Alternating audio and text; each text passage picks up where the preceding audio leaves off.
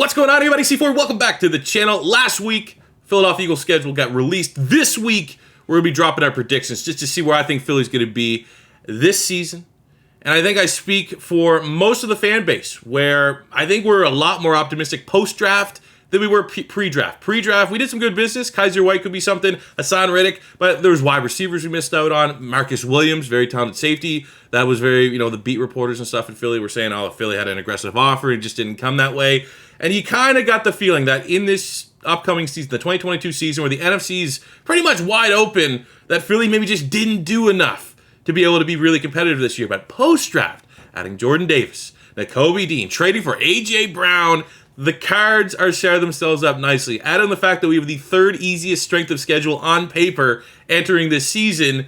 Not only do I think it's complete within our right as a fan base to be optimistic that we can be competitive in the NFC East, the NFC, and the NFL, the biggest thing for me in 2022 is not necessarily can Philly shock the world and go on a Super Bowl run. That's obviously what every fan thinks their team can do and hopes their team can do.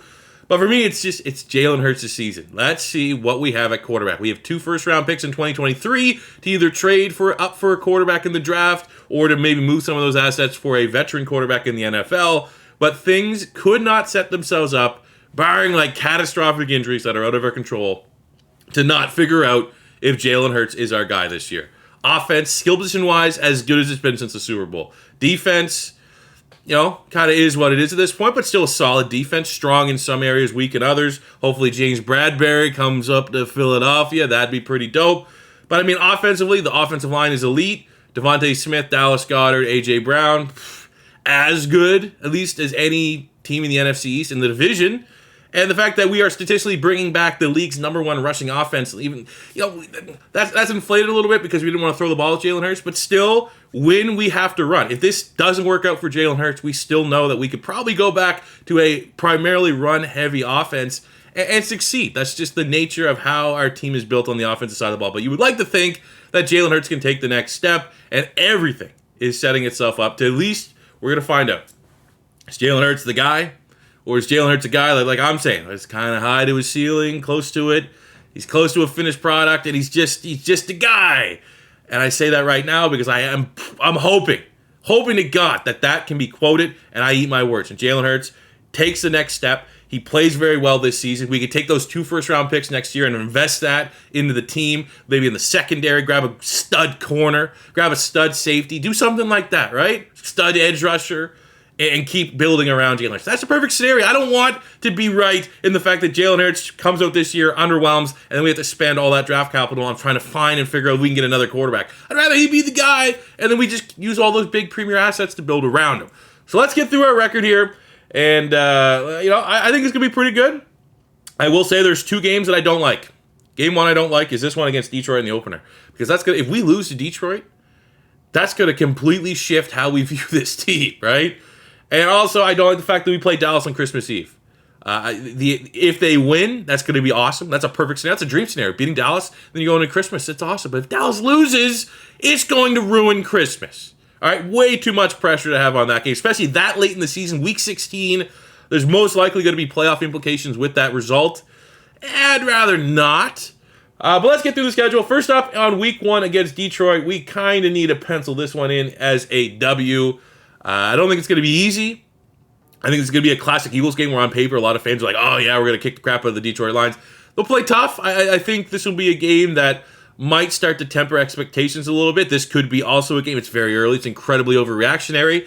But if Jalen Hurts does not ball out in this game, it's going to start to be like, oh no, here we go. This is going to be the big game for Jalen. If Jalen Hurts plays very well, that's going to completely set the fan base on fire in terms of optimism, in terms of him being our guy. If he comes out, throws for, 65 to 70% completion percentage, 2-3 touchdowns, be it through the air and on the ground, and it gets everyone involved in the offense, finds a way we find a run balance. We don't have Jalen Hurts just tucking the ball in a clean pocket and running and scrambling. He actually makes his progressions and finds, A.J. Brown, Devontae Smith. There's a lot of pressure on this game because it's a perfect game for Philly to be like, come out, kick the shit out of the Lions, and yeah, we're for real this year. And Jalen Hurts is ready to take that next step. Or it's also Philly to be underwhelming, to show fragilities in the secondary, fragilities at the quarterback spot, and have people completely rethinking this team this year. It's obviously going to be incredibly overreactionary because it's only week 1, but when you set yourselves up against a team that had the number 2 overall pick in the draft, you're kind of setting yourself up to, like, you need to be impressive in that game. That's a lot of pressure. It's not like we have a competitive game week 1. It's not like you flip that with the Vikings game, and then it's like, all right, let's see where we're at, right? It's Detroit. That got to be a win. Week 2 against the Vikings. Now, not every game can be a win. Unfortunately, I'm going to pencil this one in as an L right now. Just because, you know what? I went through the schedule. I originally had this one as a win because Kirk Cousins in primetime. But, you know, not everyone has to be. Literally, I did the schedule. I was like, which games can they win? I literally think Philly could win every single game this year. Take that within context. I think on a week-to-week basis, as a team, they could man up. They could beat, like, look, they could beat Minnesota.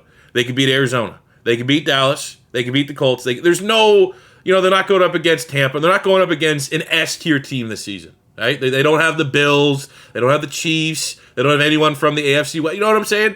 To a man, Philly should be competitive, and there should be an expectation that they could come away with a win in every single individual matchup. It's not going to happen. The NFL is long. There's injuries and a lot of things that can happen. So I went through. I was like, they could win all their games, but we had to throw some L's. And I think just from strength and weaknesses department, till we fix the secondary, you know, Kirk Cousins, even though it's primetime Kirk Cousins, and this, again, I had this originally as a win. Justin Jefferson, all those guys, you know, they got Dalvin Cook. They have enough star talent, and like the fact that they're going to want to still throw the football. It could be a bad match for Philadelphia. I think on paper, pound for pound, I'd probably give the edge to Philadelphia's roster over the Minnesota Vikings. But Justin Jefferson, Adam Thielen, can we cover that? Can we be able to hang up in the secondary? And until we, you know, if, and it might not, get a James Bradbury, I think at least the way that the Vikings offense matches up against Philadelphia Eagles defense, that's probably the bigger advantage right now. So anytime a team has a glaring advantage, I kind of side it towards them in a prediction. I would love for Philadelphia to win, and I think there's absolutely something to Kirk Cousins never playing good in primetime games. But we'll give that one an L because I just can't have Philly going, you know, 13 and whatever, and people just going to say, oh, there's no way that happens. Week 3 against the Commanders.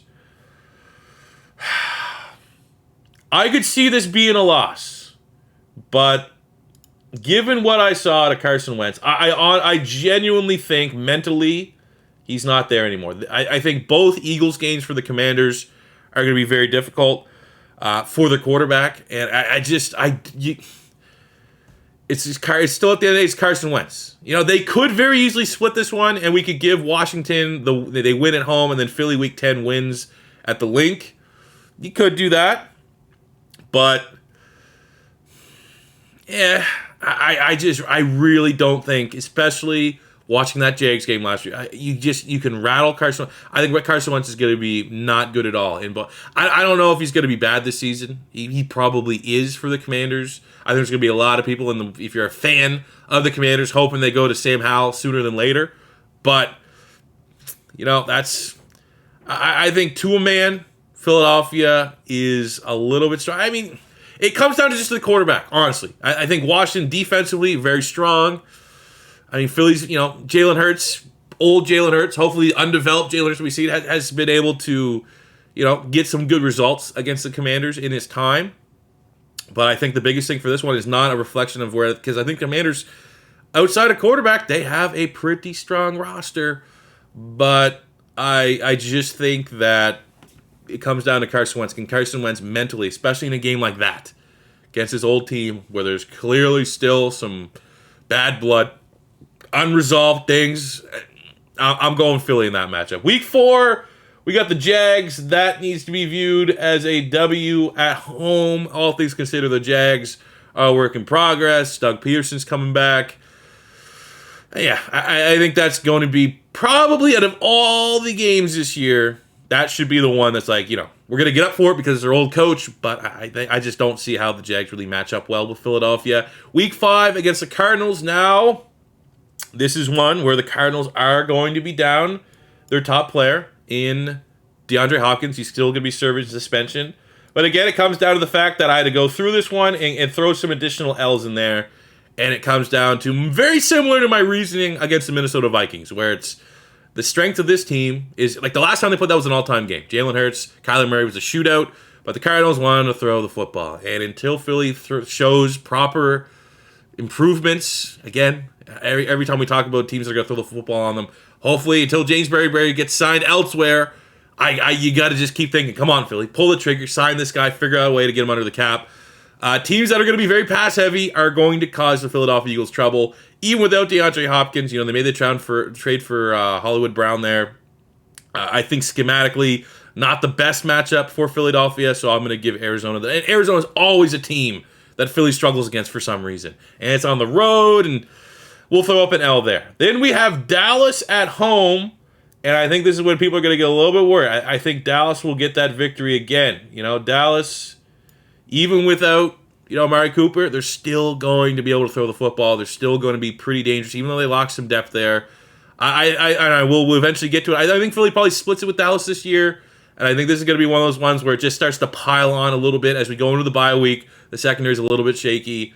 Maybe as a fan base, if there is no James Bradberry-esque signing, we're starting to kind of question, like, man, why weren't we more aggressive? Why didn't we make this investment in the secondary? This team's gamble on the young players isn't really paying off. They can kind of get it right, get their mind right week 7, and then we come back week 8 against the Pittsburgh Steelers at home, be it Trubisky, be it Kenny Pickett.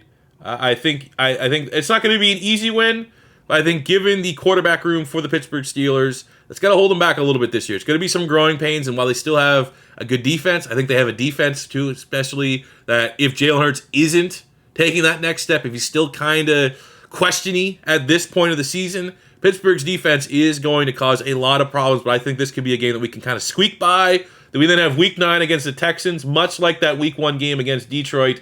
This just needs to be a game that if this team has any sense of being competitive, they're going to be able to find a way to win. Even though I do think the Texans are going to be a little bit of a grindy team this year. You got to think on paper that, they're going to be a pushover. They're going to be picking top 2, top 3 again, maybe. But I think much like Detroit, even though they picked high in the draft, they're going to be a competitive team. They're going to be annoying. They won't go away. They're going to be like a mosquito. Week 10 against the Commanders, I'm giving us also another dub here. I think that there is a chance, because of everything outside of the quarterback room for the Commanders is pretty good, that we split the series against the Commanders. Again, if I was revisiting this and you said, they're not going whatever my final record is, I would say maybe this week 3 game against the Commanders, you could turn that to an L as it stands. But I just truly believe Carson Wentz is not going to play very well against Philadelphia, especially at the Link. Week 11, we have the Indianapolis Colts. And again, I think Philly can be competitive in that game. The Colts aren't that much better. And if Matt Ryan's the Matt Ryan we've seen the last couple of years in Atlanta, I think could be maybe not.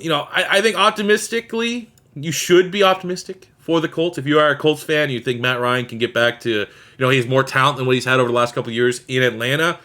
And the Colts are a good team. Don't get it twisted. So I'll give them the win here. But I don't think this is going to be a for sure L for Philadelphia, like some people are penciling in. And again, staying on the L, just the talented teams that we're playing. We'll go with the reigning MVP here in Week 12. It's at home in Philly. It's a primetime game, which is pretty cool. But, again, there's going to be losses. There's going to be unexpected losses. They could hang in that one. We don't know really what the outlook of Green Bay is going to be, what Green Bay is going to look like post-Devontae Adams. But it's fair to assume that, in this matchup, Aaron Rodgers going against Jalen Hurts, you're probably going to slightly side with Aaron Rodgers. Week 13, the A.J. Brown revenge game. I actually am not overly optimistic. I know that they're always a team that you can't count out, but I kind of actually started like an L there. I'm going to give the win in that matchup. I do think the Titans, even though they're incredibly coached, and if you look at their paper and you're like, this team's awful, Mike Vrabel's going to get them to at least 500. You know what I'm saying? You can give the Titans on paper like the worst roster. Mike Vrabel will find a way to scheme up victories. I think that this is another one that could go either way, but I'm going to side with the fact that Philly's run defense, I think Philly's going to be good enough that they can be like, all right, we can go all out on Derrick Henry, and we're going to try to have to make Ryan Tannehill, or it's probably going to be most likely to be Ryan Tannehill, but there's a chance they go elsewhere at quarterback by this point in the season. But try to make Ryan Tannehill beat us. Give me Philadelphia in that matchup. Week 14, we have the Giants. Give me a W here. I will say that Worst case scenario, I think Philly could split all the divisional games, win one, lose one. But let's be honest, we're going to get back to kicking the shit out of the Giants. Philly owns the Giants more often than not. Give me that W. We have the Bears. They're, I like the Bears fans. I have a good Bears following on my channel, but I think, unfortunately, pencil this one in with like the Texans and Lions in terms of games that I think Philly are going to be like, I'd be shocked if those aren't anything but wins when all is said and done. Bears still have a long way to go to build that roster around Justin Fields. And they're really, I think they're kind of committing to a rebuild, especially moving on from Khalil Mack and all that stuff. A lot more talent left the building than what came into the building, and that's absolutely what they couldn't have happen. So while you did get a brand new head coach and stuff like that, I think it might be a little bit of a rough year for the Chicago Bears. Week 16, this is just me wishful thinking that my Christmas is not going to be ruined, and Philly can handle Dallas here. Split the series with them 1-1, and right now we're hot. We're very hot. We have the Saints. I'm going to also throw a dub. I am not in any way, shape, or form ever going to take Jameis Winston over Jalen Hurts. And Jalen Hurts, honestly, has kind of owned the Saints since he's been our quarterback. It's his one team that, Saints have always kind of given us problems with Drew Brees, but since Drew Brees has been gone, and since Jalen Hurts has been our quarterback under center, Philly's kind of got the better of the Saints. So I'm going to give them the dub there, and then we'll throw up just a nonsensical loss somehow against the Giants. We'll think optimistically that Philly's in a wild card spot. We can't really improve our position at that, or whatever. We'll just act like we're resting our starters like that. This is a game that we're throwing out Gardner Minshew or Carson Strong or something like that, and there will be a hiccup. But this year more so accurately represent the fact that there's no way that Philly just doesn't have a hiccup. That's just Philly football until they prove otherwise. There's put this L as the Bears or one of the Commanders games, or somehow the Lions or something like that. Like some stupid loss Philly always takes it every single season, and we'll just have that be the placeholder down there at the end of the year. So it ends up being, and can I write here? It's going to be, let's go green. That's not even here. I got 11-6 for the Philadelphia Eagles. 11-6. I'm thinking, again, 10-7, 11-6, somewhere in that range is where I'm thinking for the Philadelphia Eagles. I don't know if that's enough to win the division outright. I know everyone else in the NFC has, you look at the strength of schedule. Philly, Dallas is up there. I think the Giants are also up there. It's just, it's the nature of playing the NFC. But I'm going 11-6. I think Philadelphia, I don't want to say wins the division, but the fact that you can't win the division back-to-back years should be in prime position to win the NFC East this year. I don't know. I'm not gonna comment and say I think Philly can go on a Super Bowl run. I don't believe in Jalen Hurts that much, but I do think Philly can get back to the playoffs and put in a better showing than what we did last year against Tampa Bay. That's kind of what I'm thinking. 11-6, and we don't get the shit kicked out of us in the first round. That is my predictions here for 2022 for the Philadelphia Eagles. Let me know what you guys think in the comment section below. Do you agree or disagree with any of these results? What do you think their final prediction is? I'm sure there's going to be non-Philadelphia Eagle fans that are going to laugh, and they're like, oh my God, Philly's going 5 wins, 6 wins, something like that. I'm sure that'll also entertain me. But that will do it for me today, guys. Thank you very much for watching. As always, your first time stopping by, don't be afraid to hit that subscribe button, smash the like button if you enjoyed. Until next time, it's C4, saying peace out.